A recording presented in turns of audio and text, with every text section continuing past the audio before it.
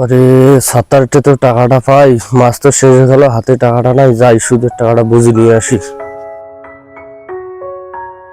কি খবর আব্দুল সত্তার? আলহামদুলিল্লাহ, ভালো আছেন? আমি তো তোমার কাছে বেড়াইছি, তুমি যে টাকাটা নিলে, তোমার তো দেখাও নাই, সাক্ষাৎ নেই, লাভও দিলে না, কিছু না। আরে ভাই, আমি একটু ব্যস্ততার কারণে আসতে পারি নাই। আমি তোমার বাড়ি যাওয়ার জন্য, আমার তো 1 মাসের টাকার সুদের হয়ে গেছে, আমি তোমার বাসায় যাব টাকা দেওয়ার জন্য। এই তো দেখা হয়ে গেছে, টাকাটা দিয়ে দাও। হ্যাঁ ভাই, টাকা পরিশোধ করাটা অনেক ভালো, টাকাটা দিয়ে দেই। টাকাটা দিয়ে দাও। এই যে তোমার সুদের টাকা, ধরো। লাখটা নিলে? হ্যাঁ, লাখটা দিলে, তাইলে টাকা যেটা বাকি রইলো, আসল টাকাটা কবে দিবে? ওটা দেবো মাসের শুরুতে আবার। আচ্ছা।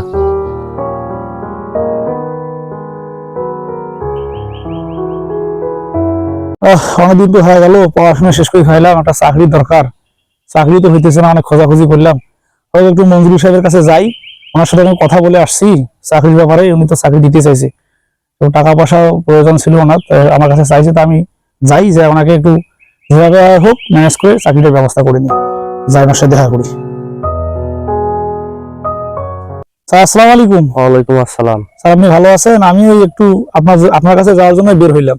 আমি ভাবতেছি যে আমি একটু আপনার কাছে যাব। ওই অনেকক্ষণ থেকে আমি চিন্তা করলাম যে আপনার কাছে একটু যাই। আপনার তো আমি ব্যাংকের চাকরির ব্যাপারে আপনার সাথে কথা বলছিলাম, তা আপনি তো আমাকে চাকরিটা দিতে চাইছিলেন, সামান্য কিছু টাকা চাইছিলেন বকশিস হিসেবে হোক, আপনার জন্য আমি সেটা ব্যবস্থা করে নিয়ে আসছি পকেটের মধ্যে। আপনি যে করে হোক, আমি বেকার মানুষ, আমার চাকরির ব্যবস্থা করে দিবেন। আমি তোমার তো কথায় ভাবতেছি, চাকরি যে তুমি কথা বললা, তো এখন যেহেতু দেখা হয়ে গেছে, তুমি যে টাকা পয়সার কথা বলছিলেন সেগুলো দাও, আর তোমার চাকরি কনফার্ম হয়ে যাবে। আচ্ছা ঠিক আছে, যেহেতু বলতেছে দিলাম, বিষয়টা আমার একটু মাথায় নিয়েন স্যার। হ্যাঁ, না ওটা নিয়ে তুমি টেনশন করো না, তোমার চাকরি কনফার্ম। তোমার চাকরি কনফার্ম হয়ে যাবে, আচ্ছা তুমি নিয়ে টেনশন করো না। আমি যেহেতু তোমাকে কথা দিছি, চাকরি হবেই। আচ্ছা ঠিক আছে, ঠিক আছে স্যার, ঠিক আছে।